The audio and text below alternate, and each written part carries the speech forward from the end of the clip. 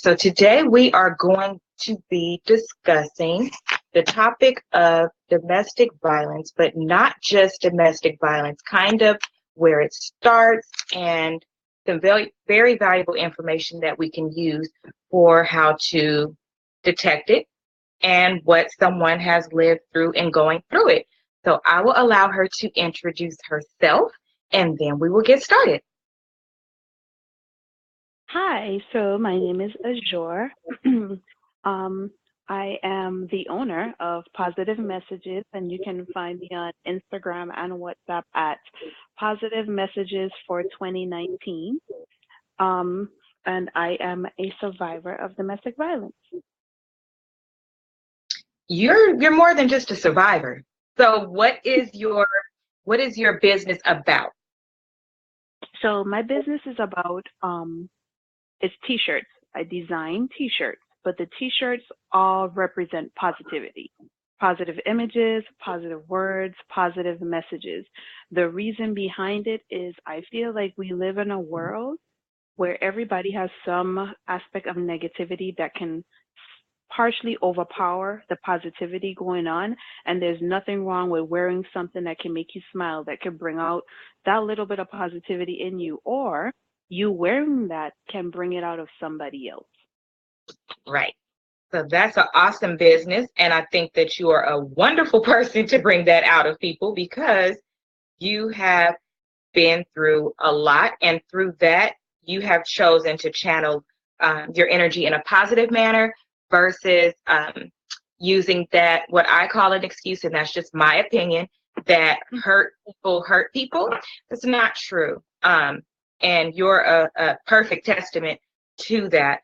So you have been through domestic violence relationships, but your story is very rich and it has a lot of information to offer. So let's start at the beginning because that is the part that I feel our youth can connect to the most because they may be going through some of the same things. And so start with the foundation from your family and how it led to you being a victim of these type of relationships. So, growing up, I grew up in a household filled with people. It was my brother, my sister, and I, and my grandparents. My mom was not around because she was a drug addict. Um, so the best thing that she did was leave us with my grandparents to raise us, which is a good thing. Mhm. However, your grandparents can only provide so much love, especially when they have to provide it for seven other kids. My grandmother is not a selfish lover. She loves everybody. So she wanted everybody to feel that way. Um, and I was a child that wanted my mother's love. I loved my grandmother and still do, but I wanted the love from my mom. And with that, it started out, I had semi rebellious actions, but that was a little later. However, as growing up, it was more so trying to understand why my mom didn't want to be around us. Why leave us with my grandma? That wasn't her job. And I questioned a lot of things, a lot of things.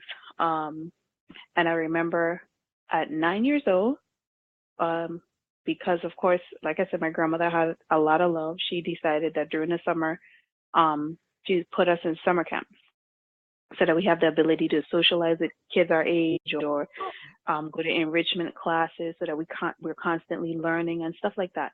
But this one particular year, I was 9 years old, summer of I don't even remember the year, but I know I was nine.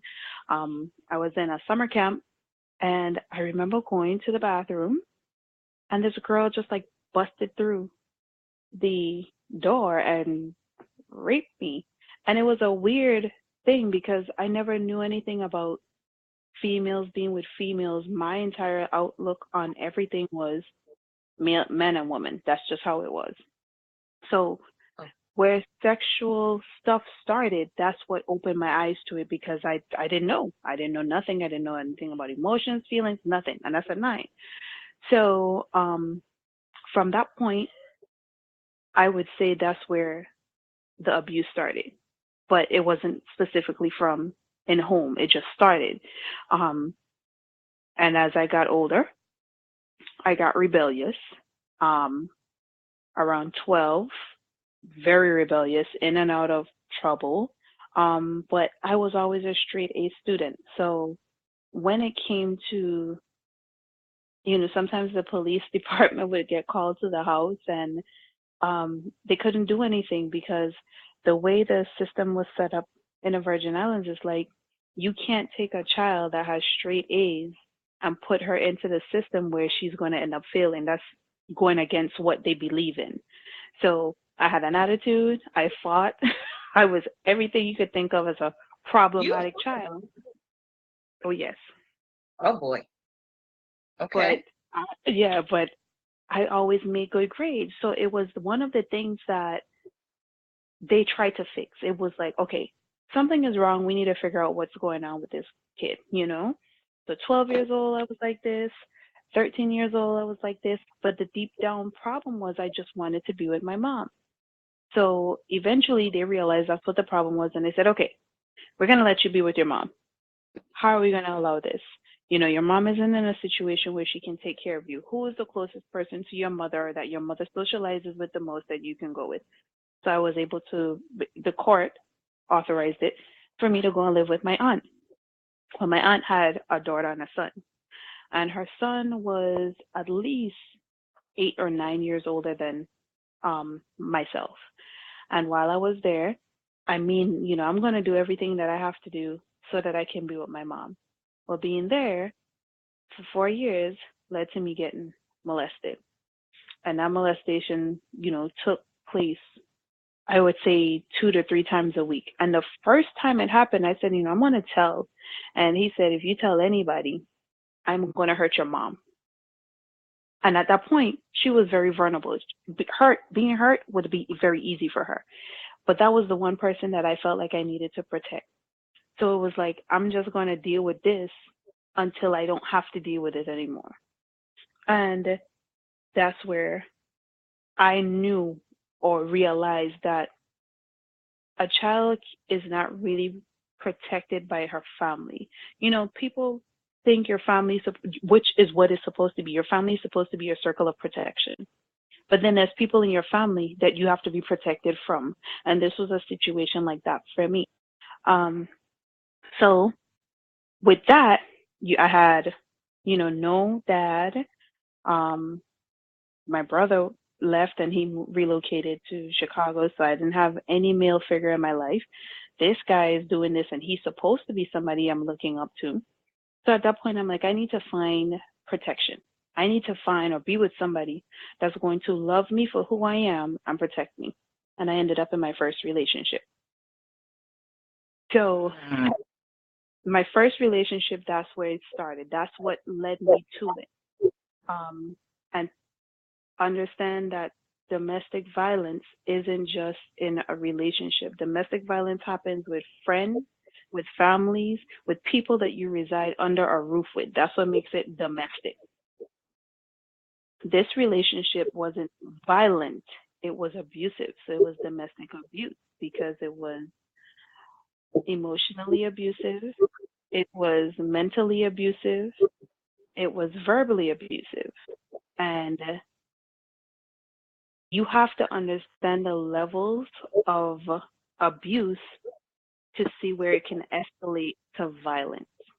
So some people wake up in the morning and they'll have somebody, screaming at them or cursing them out, and they're just like, I'm in a hostile environment, I'm in a toxic relationship. It's not just toxic, it's abusive. Nobody is supposed to live in an environment where you're being talked down to, spoken at versus spoken with, or put you in a position where you're feeling like you're being degraded, whether it's your emotions are being degraded or not recognized, your mentality is being degraded again or not recognized. So there are the signs that we have to look out for. And that's where I started paying attention because my first relationship with the guy that I dated, he was about 10 to 11 years older than I was. So this is 16 and he's 27. Can I ask And you a question? mhm. From when you were staying So when your grandmother sent you to the camp and the incident happened, did you tell anybody? I told nobody. So, and I'm glad you asked that question because that was the biggest thing that led to my adult issues. I never told anybody. So, 9, I'm walking around with that trauma. Then between the ages of the 12 and stuff, I'm walking around with that trauma. So I'm adding more baggage on top of the already baggage that started. And I just kept going. I developed a tendency where when bad things happened in my life, I would bury them. But burying them only created a different problem. It created the retaliation. It created the monster of a child. So people usually look at children, or now by any means, I'm not making excuses, but I'm just showing a point or, you know, behavior actions that happen that people ignore until it's too late. So let's take, for instance, you have a kid that's being bullied in school, but how long was this child being bullied? Or what do we as society consider bullying? Right. So you have a child that is being laughed at. His mom works, let's say, 3 jobs, and she has 5 kids. And every penny that she's had, she's stretching across these 5 children. They Right. might not have the best brand clothes. They might not have the best looking shoes, but they have shoes and they have clothes.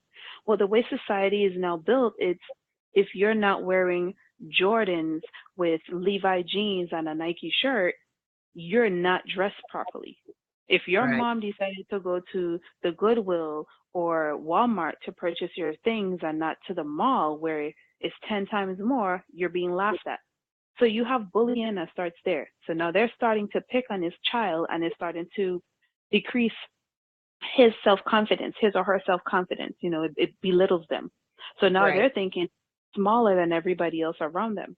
And then as they grow older, they still have to live in the same environment. Yes, they're aging, but the environment isn't changing because their mom still has to support 5 children. Right. So when this kid gets to elementary school, they're getting laughed at.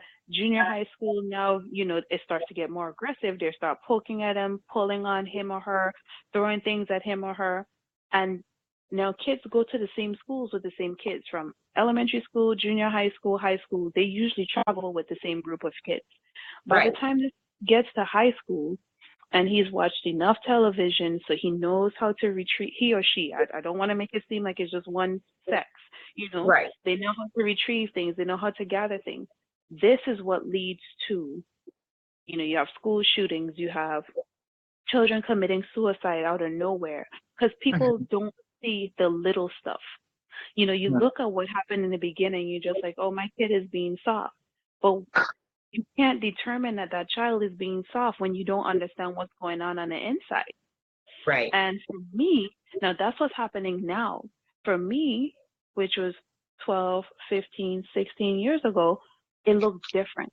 It was the same thing, it just looked different. So for me, I didn't retaliate on the school.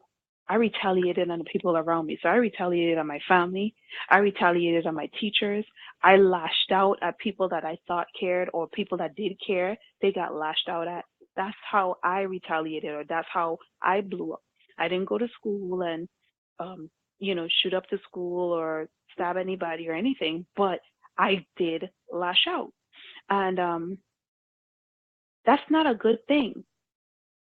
Now that I'm 34 years old, and I'm thinking about it from, thought about it from back then, had I sought help or allowed help, I would not have been that rebellious person when I got, Right. 16, 17, 18 years old. I wouldn't have made the choices that I made. But at that time, I felt like I was making the right one.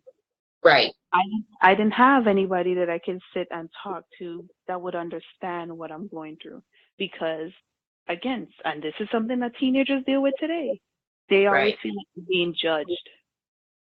Yeah. Yeah. And it could come from people not being able to properly talk to a child too. So instead of saying, why, I can't believe you did this, blah, blah, blah. Why not say, did something happen? Like, why are you doing that? Do you know it's not okay? Like, kind of walk through the problem backwards, if you will, to make Mm-hmm. sure that before you chastise that you are nurturing, because it may be something, going on, to your point. And if you start with the discipline part, then you're not going to get to the other part, because they become frustrated, you become frustrated, and then nobody has now reached the point that needed to actually be reached from the beginning. Correct. That is absolutely correct. Why didn't you tell anybody about what happened at camp? Did that person tell you something too? No, I didn't tell anybody because I didn't understand. Okay. I didn't understand what happened. I didn't understand what took place. I didn't understand what transpired. I was 9. Right. Like I said, that was something I didn't even know of. I didn't even know about sex. The only thing I knew about people were a man supposed to marry a woman. That's it. What transpires, I never knew. I didn't understand. I wasn't. Well, because I, you're none. yes, it wasn't something. At 9 years old, you're thinking about playing outside in the dirt, riding your bike, going to, well, at 9, I was using, taking fake nails and putting on clear nail polish. Those are the things that I thought I did at Right. 9. I wasn't thinking about, what sex was. So I didn't understand. So it wasn't anything to discuss. It left me in a boggling place of confusion because I literally did not understand. Okay. And like I said, as every time I think about everything that transpired, and I do it very often because I often tell myself, what could I have done? Wait, you cut out.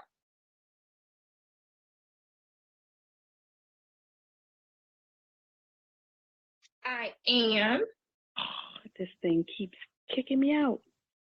I hope she's not still talking. That's what I was more concerned about. Like, I hope she's not still talking. I was. Uh-oh. Okay, so it left off where you were saying that, oh, okay, so it left off where you were saying that you did not know anything was wrong, so you didn't know anything to tell because you were basically a child acting like a child, which is what should happen. Yes. Okay. Okay. So now, you didn't tell anybody about the first one because you didn't know anything was wrong because you were a child. And Hmm. then the second one, you wanted to be with your mom, so you're kind of protecting her, Yes. and She not was telling threatened. that it was your cousin, right? Hmm. Okay. Are these people that you still have to see today? Oh no. So I'll fast forward and then rewind.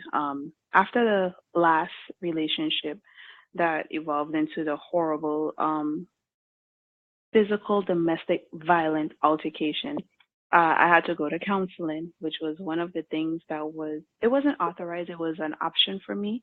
And I decided to take it because I felt like in that particular relationship, things happened and transpired that I realized within myself I needed professional help with. Okay. Um, and while I was having counseling, the counselor that I had, she felt like I didn't need counseling. She said, "You don't need counseling, you need guidance because you know a lot of things, you just don't act on them." So one of the things that she made me do was write letters to the people that hurt me, Okay. and then tell my family about the things that they didn't know. So I sat with my family one by one. I didn't do it all at once because my family is very non-affectionate. We are not an affectionate family. We don't do hugs. We don't do kiss. We don't do that stuff. Um, but bad news doesn't function well either. So it's kind of weird, when you hear bad news, it's like everybody is either very emotional or very angry. You Right. never know which way it's gonna go. But we're not affectionate, so it's not something to say they'll be like, okay, I'll give you a hug to make you feel better. That's not what happens. So The first person I told was my sister because her and I have the same dad. We have the same family. And so she knew the cousin. She knew him very well. And after I told her, she was like, well, why you didn't tell me? And I said, well, this is what he said. This is what was going on. And I didn't know if it was smart to say something to somebody. And she's just like, I can't believe he did that and cut him off. Like she doesn't speak to him. And to this very day, he doesn't know why. He just knows my sister and I do not talk to him. I I Oh. wouldn't say he doesn't know what I was about to say. I wouldn't say he doesn't know why. I don't think Hmm. he wants to know why. Of course, he don't But want yeah, to. He's hoping that it don't ever come out, and he's laying low like a right. predator. Hmm. Yeah. I told my sister, then I escalated and told my uncle, who was the only male in my life more lately than ever because I had to slowly start telling them the things because they always tried to ask, well, what happened? Like, why are you so angry? Or why do things bother you so much? Or why are you allowing these little things to get to you that bad? So they never knew. I'm affectionate, not towards people in terms of hugs and stuff, but I can sit and have a conversation. I understand everything because 9 times out of 10, I've already been through it. So Right, when I hear stories, I get very angry. right, I get so angry, I almost take on that person's right. problem and make it my Mhm. own. And they never understood why I was like that. So I explained to them, through counseling, what happened, what transpired, how long it happened, all the different things I went through. And my uncle sat and he said, you just broke my heart because you never said anything to anybody. And you're walking around with all of that on your shoulders, all of Right, that on your heart. And all it does is it weighs you down. He says, right, you're like you're a wonderful person, but you're very angry because of the things that happened to you, but you never spoke to anybody about. And I right, explained to him, I'm like, first of all, the type of family we have, we've never been the family to express things, to talk about things. So I don't know how to approach that. It's like when things happen, if you don't have something that's a regularity where you do it on a customary basis, how do you come out of left field and just introduce it? You don't know how right, to do that. right. And I told him that was it. So, like, even if you're not affectionate, you never saw them protect anybody either, or get angry, or They because that just was your mindset, you didn't think like that. they never thought like we never had to be in a position where we had to protect or do anything because our family has been low key. They've always been to themselves. Like my grandmother had 3 friends. The entire time that I've known this lady, she only had 3 friends. They weren't people that would come over for Thanksgiving or Christmas. They'll pop up after New Year's, drop off a gift, say Merry Christmas, and that's it. That was it. Like she was a very isolated person, and she kind of raised everybody to be the same way because her thing was when you have too many friends, you end up in drama, you end up in problems, he say, she say, and she just wanted us to be able to survive on our own and not have to rely on a group of people to do it. And Okay. everybody kind of grew up just like that. Like, for instance, my sister right now, she has a lot of friends, but she hangs out with them like once a month. They go out, Okay. they have brunch, they have drinks, and that's what happens. I'm a little bit more isolated than she is. Like, I don't keep friends, I don't hang out much. I'm just here. Okay. Okay. I That's, yeah, I that's like a way to be. people. I don't mind. Yeah, it's a safe haven for me, and Yeah. I am slowly reintroduced because I used to be very sociable until I felt like being sociable kind of hurt me. So now I'm slowly reintroducing myself into that environment where I socialize with people, I hang out with people, or just spend time with somebody outside of the 4 walls that I choose to spend time in. Hmm. Okay. So now let's move into, were you back with your mom when you got into this relationship? How did you go back with your grandmother? Because after it escalated to that unsafety net. Um, Uh-huh. I still didn't say anything. Trying to remember because something transpired. Oh, I got in a fight with my aunt and my cousin. And it was a horrible fight. And my aunt told me that I needed to go back to my grandmother. And that's how I ended back up with my grandma Okay. because of that. Okay. So now And you're back with my grandma. you're back with grandma and you're in high school and you get in this relationship with someone who is 11 years your senior? Yes. Okay. And what did that relationship look like?